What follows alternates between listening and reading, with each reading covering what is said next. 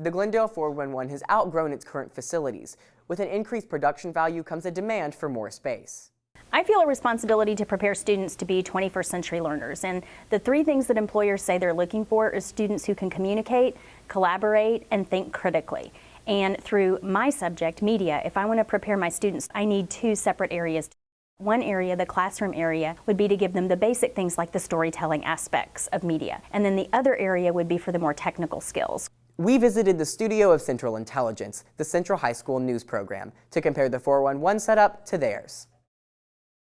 We have a Media 1 room, which is like a whole classroom. It's actually a really big classroom compared to the other classrooms here at Central. And then there's like a door that looks like you'll go into a closet, but it kind of leads into this magical kingdom of film and video production. It's this like little hallway, and immediately to your right you have our storage room, which is where we keep all of our cameras, and immediately to the right you have an edit bay for 2 teams. So that's 2 computers, and it's enough space for 4 people to hang out and work on their stories. We have a couch and a few chairs for people to chill at whenever they're not on story cycle. Now we have 2 more edit bays right off of the lounge. Then we have the control room, but it's also my edit bay. And then right behind us is the like big studio. We shoot our anchors in there. It's about the size of a large classroom here at Central. So in total we have about 3 classrooms worth of space. When students edit in an edit bay, it can become their creative space. So we have marker boards in every one of the edit bays so that they can storyboard out their stories ahead of time. It allows for quicker workflow, more uninterrupted workflow, and they can also listen to the audio through the computer speakers, and it's not going to interrupt everybody in the room. There's a lot of advantages to having edit bays. What I have right now are 2 students working at one computer and then 2 students working at the other computer, both computers on the same table.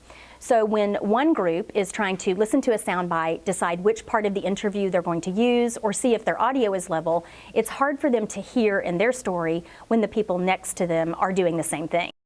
Not having as much space as we do now, we wouldn't have the creative space. The ability to be in one room and have an idea and not be impacted by people in 10 feet away from you, having different ideas and kind of like jumbling around. You have different rooms for different ideas. If we had one classroom, voiceovers would be really rough because everybody would have to be quiet, or you'd have to find a closet or some other separate room to do voiceovers in. Right now, my Media 1 and Media 2 students are recording their voiceovers in the equipment closet. The problem with that is that more than one group needs to record at a time, and we're not able to do that. The equipment closet is quieter than the classroom, so it does provide a better acoustic environment. But when Mrs. Hill next door, their students are doing anything related to marketing, it very easily comes through those walls. Here we get to do it in this really well padded, very quiet, non-echo room that like is designed for voiceovers.